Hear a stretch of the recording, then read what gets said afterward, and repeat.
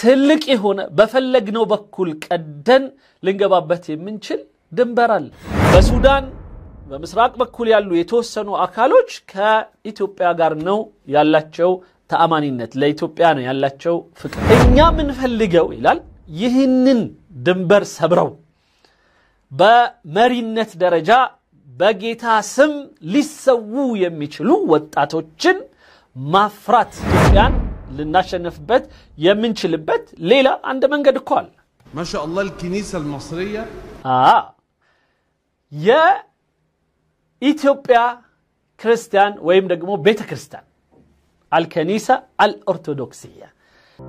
ታላቅ ስጦታ ለኪንግስ ኦፍ አባያ ቤተሰቦች ጊፍት ሪል ስቴት በለጋር መንደሩ የሚያዘጋጀውን ሁለተኛ የበዓል ኤክስፖ ከመስከረም 29 እስከ ጥቅምት 8 ድረስ በድምቀት ያካሂዳል። በኤክስፖም ላይ ሲገኙ በ5% ቅድመ ክፍያ ከ30% ቅናሽ ጋር 4555 የባንክ አማራጭ አመቻችተን እንጠብቆታለን። ባለ 1 መኝታ 65 ካሬ በ356000፣ ባለ 2 መኝታ 108 ካሬ በ595000፣ ባለ 3 መኝታ 163 ካሬ በ900000 ብር ቅድመ ክፍያ ያከፍለው የቤት ባለቤት ይሁኑ ይሏታል። ከነዚህም ቤቶች በተጨማሪ በሁሉም ሳይቶቻችን ላይ ከ18 ካሬ ጀምሮ የንግድ ሱቆችን ይዘልሎታል። የዚህ ድል ተጠቃሚ ለመሆንና ሳይቶቻችንን ለመጎብኘት በ0981 83 42 52 ይደውሉ። ጊፍት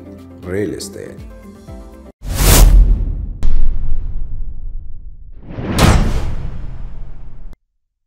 شوفوا قضية سد النهضة في إثيوبيا انت بقى ايوت የኢትዮጵያ የህዳሴ ግድብ ጉዳይ راجل عايز تفكر بقى وشغلان እንደ አንድ ትልቅ ሰው ጉዳዩ ላይ ስታስተነትኑ ስታስቡ فتقوم تجيب خريطة إثيوبيا የመጀመሪያው የሚመጣላችሁ ሐሳብ የኢትዮጵያን ካርታ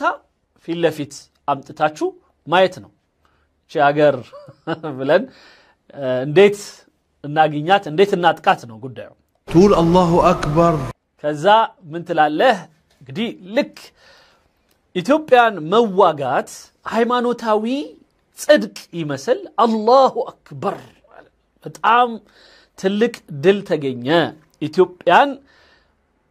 በቃ አገኘናት ትላለህ እንዴት سد ايه ده في آلاف الكيلومترات حدود ما بين إثيوبيا والسودان ግድቡ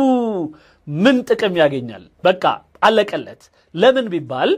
በኢትዮጵያና በሱዳን መካከል በጣም ረጅም የሆነ 1000 ምናምን የሚሆን ኪሎ ሜትር ርዝመት ያለው ሰፊ የሆነ ድንበር አለልህ ስለዚህ ይሄ ለምንድን ነው ያስፈልገው شرق السودان وغرب إثيوبيا بينهم حدود كده بالآلاف በኢትዮጵያ የምዕራቡ ክፍልና የግብጽ ወይ የሱዳን የምስራቁ ክፍል ላይ በ1000 ምናምን የሚገመት ኪሎ ሜትር ያለው የሱዳን ድንበር ኢትዮጵያን ያዋስንልሃል يبقى احنا اللي كنا بنقوله ان احنا ما فيش بيننا وبين اثيوبيا حدود تمكننا ان احنا نعمل حاجه ስለዚህ ኢትዮጵያ ላይ ገብተን የሆነች ነገር ማድረግ የሚያስችለን ሁኔታ የለም ብለን የምናስበው ሰዎች ለካ ይሄንም ያክል ድንበር አለልን لا الحمد لله عندنا حدود اهي وحدود الحمد لله ما يستحي منم افرت بيبال ነገር የለም አላህ ይመስገን ይህንም ያክል ረጅም የሆነ ትልቅ የሆነ በፈለግነው በኩል ቀደን ልንገባበት የምንችል ድንበር አለ كبيره وعندنا والسودان مضروره زينا ሱዳን ደግሞ እንደኛው ተጎጂ እና የኛው አካል ናት بقى هنساعدها وتساعدها وعندنا እኛ እናግዛታለን እሷም ታግዘናለች ناس مستعده للاستشهاد في سبيل الله ሌሎች ወጣት ደግሞ የሆኑ በጌታ አስቡት በጌታ በአላህ መንገድ ላይ ለመሰዋት ዝግጁ የሆኑ ሰዎች አሉ نعرف نتصرف و ስለዚህ ብዙ ድሎች አሉን እንገባለን እንደፈለግን እናረጋለን ማለት ወዘተርፈ ማለት ነው እሺ تقوم تجد الإجابة يا سلام يا حبيبي ينفتح ነገር ግን መልሱ በጣም የሚከብድ ሆኖ ስለምታገኘው ትደናገራለህ ይላል ያ ሙፈተህ ማለት አንተ መጀመሪያ በቃ አለቀ ሁሉ ነገር አልጋ ባልጋ ሆነልን ምናምን ብለህ ስታስብ ልክ ሰፍ ስትል ማለት ነው የኔ ሰፍሳፋ ያለህ ነው ለግብጾቹ ነው የሚያነገራቸው በነገራችን ላይ ይሄን የሚያወራው መስጊድ ውስጥ ቁጭ ብሎ እና ይሄ በራሱ አንዳንዴ ሊወራ የሚገባ ነው በዚህ ጉዳይ ላይ ሃይማኖታዊ ነገሮች ላይ እንዴት ነገሮችን አንዳንዴ ሰዎች ያቀላቀሉ ምን ያህል ወንጀል እንደሚሰራ በሁሉም የሃይማኖት ስም እሱንም በኋላ ላይ ምናወራበት ርዕስ ነው انت خدت بالك الوقت لما جينا نبني سد النهضة بعدت جبت الخريطة بصيت فيها ما احنا كنا باصين فيها زمان من 30 سنة وعارفين كده فعارف الخطر في الحدود دي على مين ይህንን ከድሮ ጀምሮ ያየን የምንጽናናበትን የሱዳንና የኢትዮጵያን ድንበር እንደፈለግን ገብተን የፈለግነውን እናደርግበታለን ብለን ሁሌ ምናስበው 30 አመት ሙሉ ምን መካበት የሆነው ድንበር ግን ችግሩ ጭራሽ ለኛ ሆኖ አረፈው ይላል እንዴት على السودان لأن القبائل اللي في شرق السودان موالية للأثيوبيين أكتر ما هي موالية لحكومة السودان ምክንያቱም በምስራቅ አካባቢ ያሉ ሱዳኖች ጭራሽ ፍቅራቸውና ወይም ሎያሊቲያቸው ወይም ደግሞ ውዴታቸውና ቀረቤታቸው ወይም ደግሞ ታማኝነታቸው ለኢትዮጵያኖች ሆኖ ታገኘዋለህ ይሄ ማለት እነሱ ብዙ ጊዜ ወክት ብላድ ይሉናል የሀገሬ እህት ይሉናል ተጋብተውናል ቤተሰብነን የመሳሰሉት ስለዚህ ይሄ ሁኔታ ግን እኛ ላይ አደጋ ሆኗል ስለዚህ ግብጽ መታ እኛ እንዳታጠቃ ግብጻው ሱዳኖች መያዛቸው ሱዳኖችና እኛ ግንኙነታችን ጥሩ መሆኑ ብቻ ነው ያገደው እንጂ ሱዳኖቹ ክፍት ሲሆኑ አጥቅተውናል ለምሳሌ ከዚህ በፊት ወያኔን በሰነ ስርዓቱ 130 ታንክ ሰጥተው አዲስ አበባ ሲያስገቡት የረዱት በግብጽ በኩል ነው በአሜሪካ በኩል ነው በሳውዲ በሊቢያ በሌሎችም አረቦቹ አንድ ላይ ተሳትፈው በግብጽ አስተባባሪነት ለሻዕቢያ የተወሰነ ታንክ ይሰጣል ላንተ ይበቃል ተብሎ ትንሽ ሀገር ነው የምታስገነጥለው አንተ ደግሞ ትልቅ ሀገር ሄደ ስለምትይዝ እንካ ተብሎ 130 ታንክ ይሰጣል በዚህ አይነት መልኩ ኢትዮጵያን ያው እንዴት እንደሚያደርጓት ይታወቃል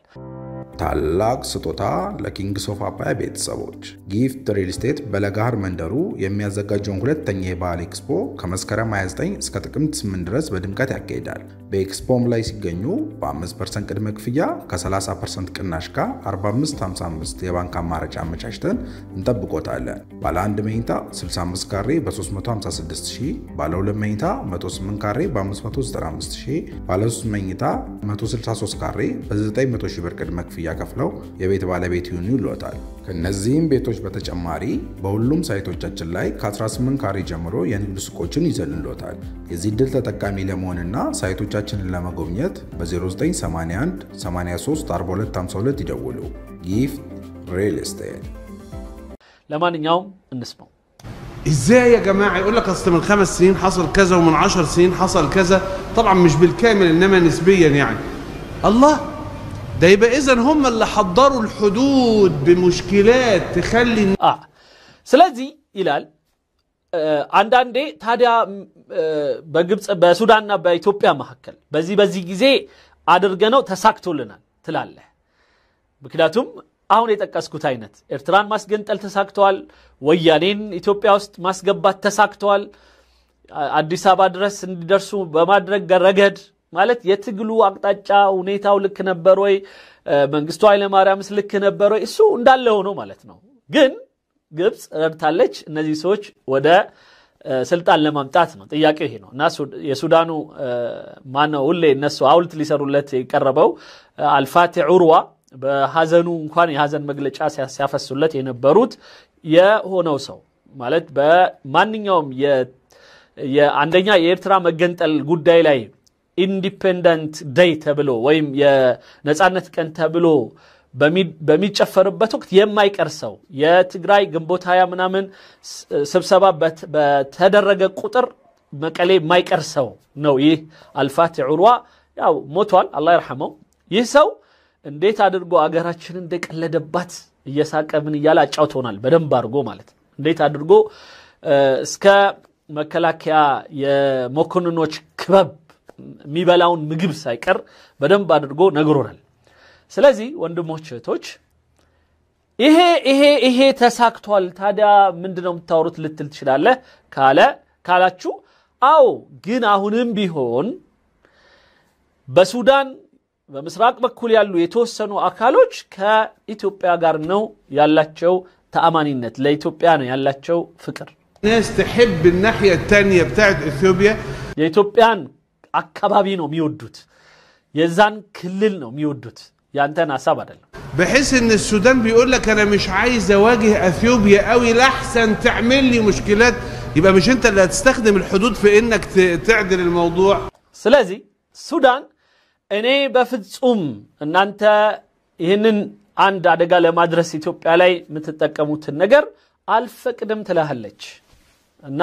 ባንተ ተቃራኒ ቆሙብሃል ده انت الحدود بقت نقطه ضعف عندك انك مش عارف تواجه الاثيوبيين ስለዚህ ይህ ድንበር የሚባለው ነገር ጭራሽ ላንተ የደካማ ጎን ሆኖ ይቀመጥብሃል ስለዚህ ኢትዮጵያኖቹን ማጥቃት አትችልም ኢትዮጵያኖቹን መከላከል አትችልም مفهوم الكلام ده مين بقى اللي جواه بيضحك ده وهو قاعد في الاوضه دلوقتي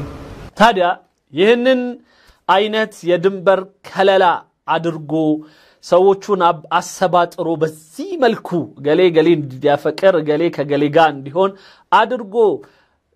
ሀገርን በድንበር ከፋፍሎ ኋላ ላይ ቁጭ ብሎ የሚስቀው ማን ይመስላል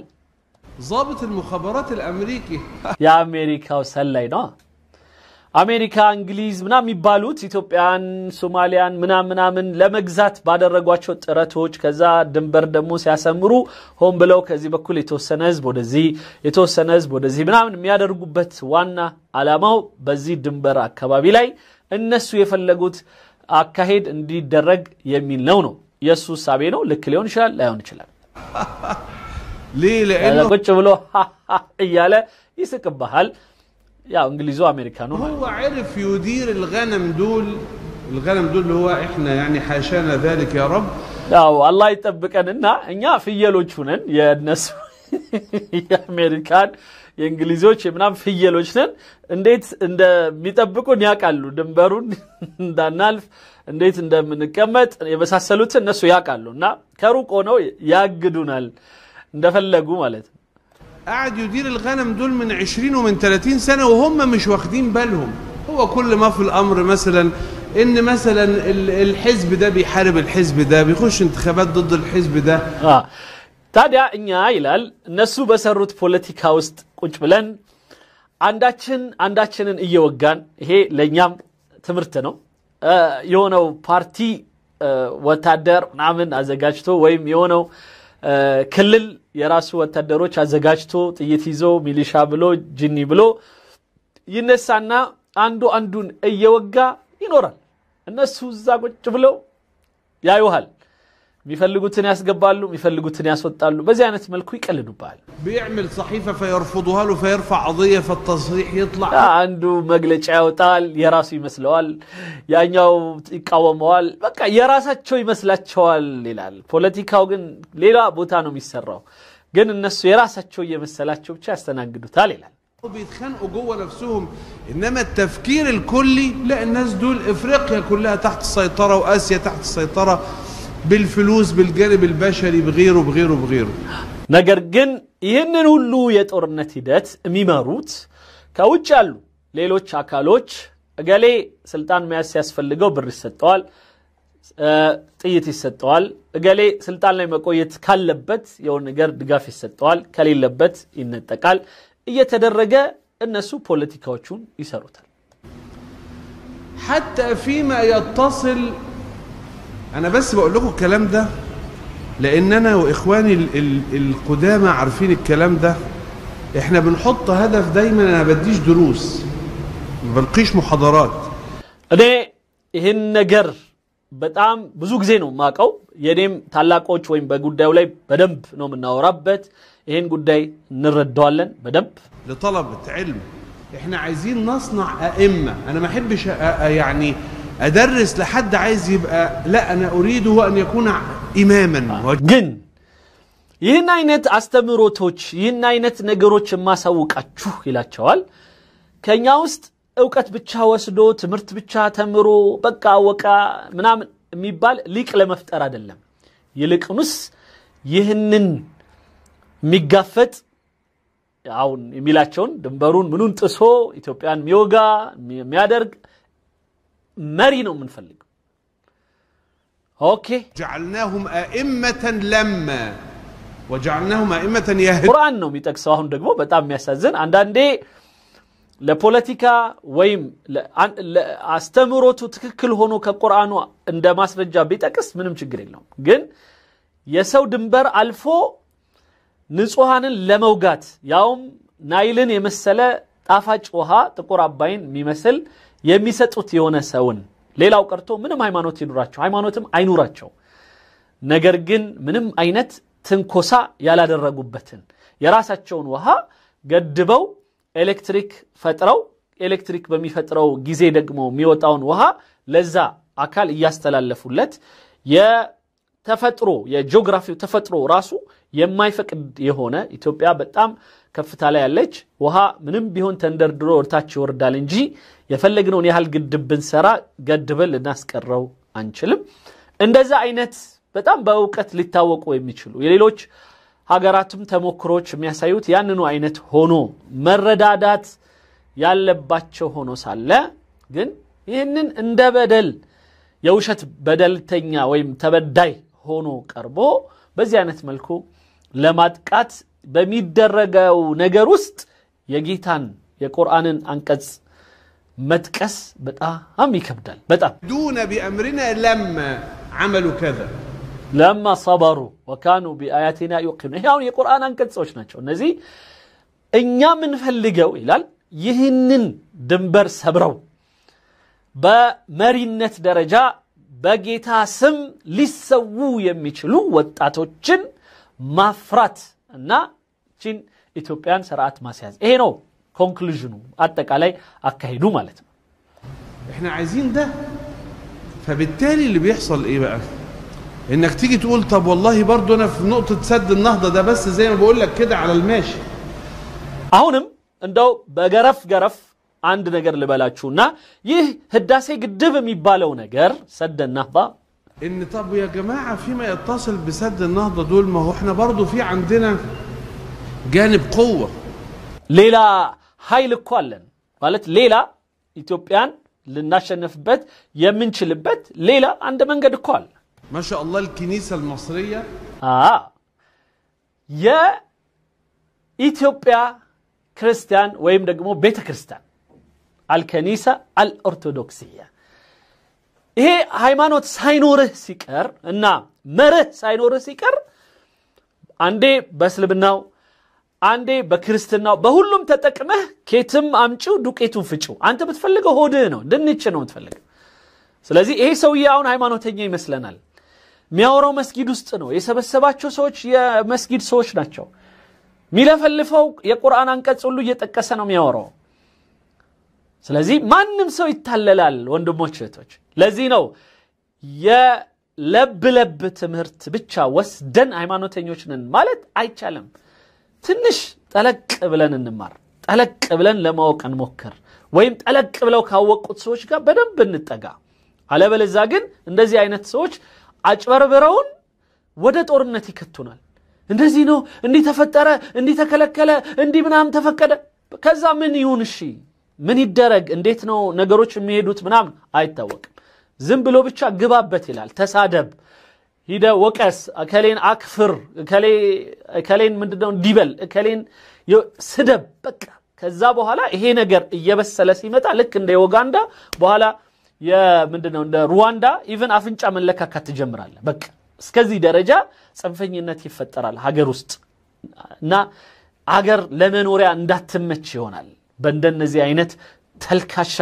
የለብለብ አስተማሪዎችና የለብለብ ተማሪዎች አላህ ይጠብቅ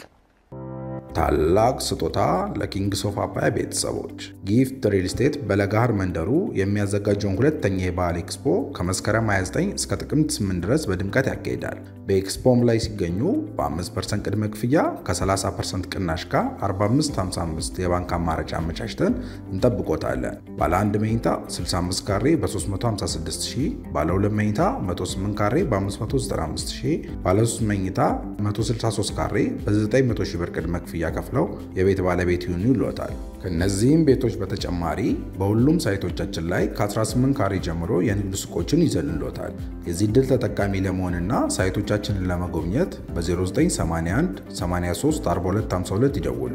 ጊፍት ሪል ስቴት